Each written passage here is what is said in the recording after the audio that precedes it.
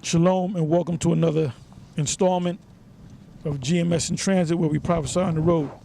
We're going to continue on in the book of Acts, the 12th chapter. Go ahead. Sorry. Acts chapter 12, verse 1. Now about that time, Herod the king stretched forth his hands to vex certain of the church. And he killed James, the brother of John, with the sword. And because he saw it pleased the Jews, he proceeded further to take Peter also. Then And you see what happens when Caesar, the order came down for one of the apostles, James, the brother of John, was put to death. And it said that the Jews were happy with that. So, I mean, that spirit that was back then, with the apostles back then, is the same spirit that's on the apostles right now, which we are the apostles. All right? So that's why you got all them Israelite groups, hating on us, because we do cut them, and with the doctrines that they're going off on, we cut them on that. So they have that hatred for us. So if any of us would die, they'll be happy about that. Yep. Right, go ahead. Then were the days of unleavened bread. And when he had apprehended him, he put him in prison and delivered him to 4 quaternions of soldiers to keep him, intending after Easter to bring him forth to the people. Yeah, now back there, you got these idiots, these Christians in the churches that'll say, well, that happened during the time of the Easter service. First of all, there was no Easter service back there. The word that's supposed to be there, and I believe it's even in the precept, the word's supposed to be Pasach, or Passover. Yep. Because it said this was during the Feast of Unleavened Bread. So the Feast of Unleavened Bread is the Passover. The night, the first month, the 14th day at evening is the Passover. Then the rest of the 7 days that follow is the Feast of Unleavened Bread. It says, Peter therefore was kept in prison, but prayer was made without ceasing of the church unto the Most High for him. And when Herod would have brought him forth, the same night Peter was sleeping between 2 soldiers, bound with 2 chains, and the keepers before the door kept the prison. And behold, the angel of the Lord came upon him, and a light shined in the prison. And he smote Peter on the side, and raised him up, saying, arise up quickly. And his chains fell off from his hands. And the angel said unto him, gird thyself, and bind on thy sandals. And so he did. And he said unto him, cast thy garments about thee, and follow me. And he went out and followed him, and wist not that it was true which was done by the angel, but thought he saw a vision. When they were past the first and the second ward, they came unto the iron gate that leadeth unto the city, which opened to them of his own accord. And they went out and passed on through the streets, and forthwith the angel departed from him. And when Peter was come to himself, he said, now I know of a surety that the Lord hath sent his angel, and hath delivered me out of the hand of Herod, and from all the expectation of the people of the Jews. And when he had considered the thing, he came to the house of Mary, the mother of John, whose surname was Mark, where many were gathered together praying. And as Peter knocked at the door of the gate, a damsel came to hearken, named Rhoda. And when she knew Peter's voice, she opened not the gate for gladness, but ran in, and told how Peter stood before the gate. And they said unto her, thou art mad. But she constantly affirmed that it was even so.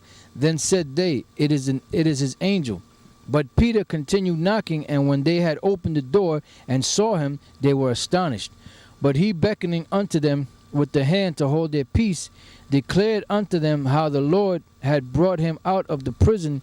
And he said, Go show these things unto James and to the brethren. And he departed and went into another place. Now as soon as it was day, there was no small stir among the soldiers what was become of Peter. And when Herod had sought for him and found him not, he examined the keepers and commanded that they should be put to death.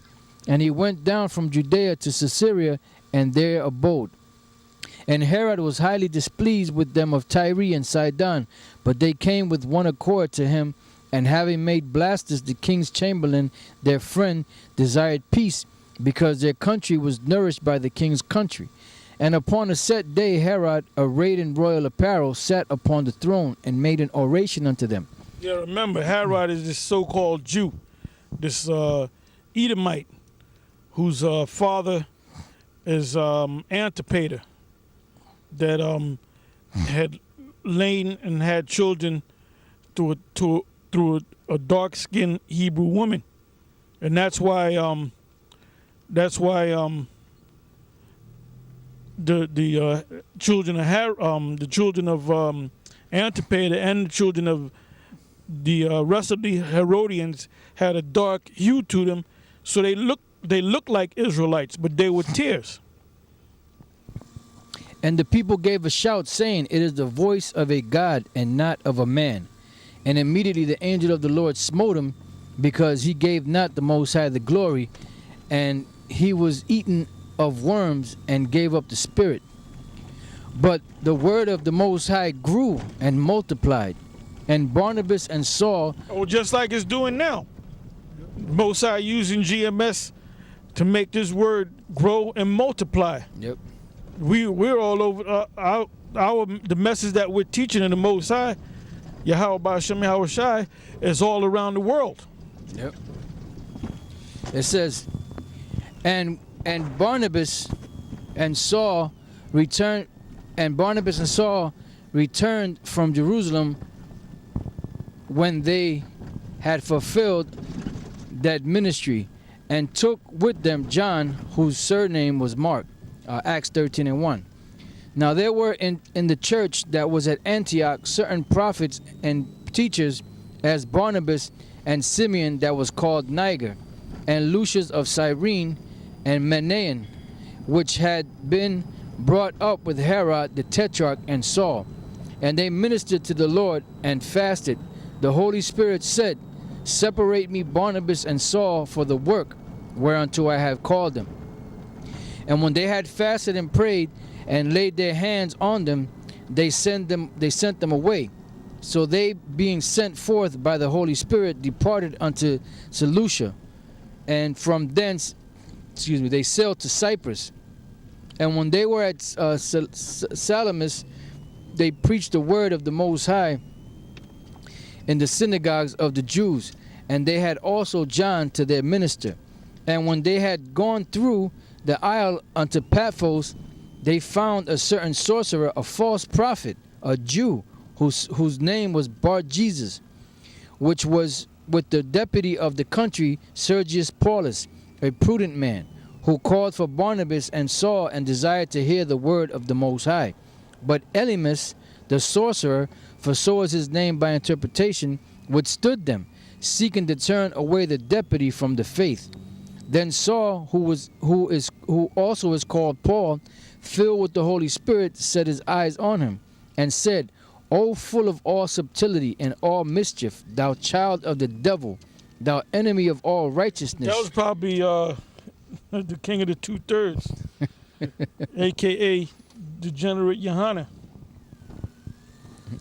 And said, O full of all subtlety and all mischief, thou child of the devil, thou enemy of all righteousness, wilt thou not cease to pervert the right ways of the Lord? And that's what that guy's doing, and the rest of those guys that we mentioned. They're seeking to pervert the right way of the Most High. Yep. Read that again. It says, and said, O full of all subtlety and all mischief. And that's what he is. He's full of, those guys that we always mention are full of subtlety and mischief. Thou child of the devil. They're children of the devil. even though they're Israelites, because the Lord called the scribes, the wicked scribes and Pharisees, ye of your father the devil, and the less of your father you would do. It wasn't no Edomites. He was talking to Israelites. So can you call an Israelite a devil? You damn right you can call it. Paul is calling this guy a devil right now. Yep. Thou enemy of all righteousness, wilt thou not cease to pervert the right ways of the Lord?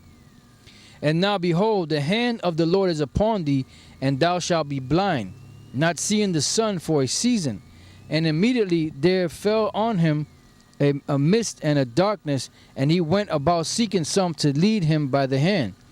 Then the deputy, when he saw what was done, believed, being astonished at the doctrine of the Lord.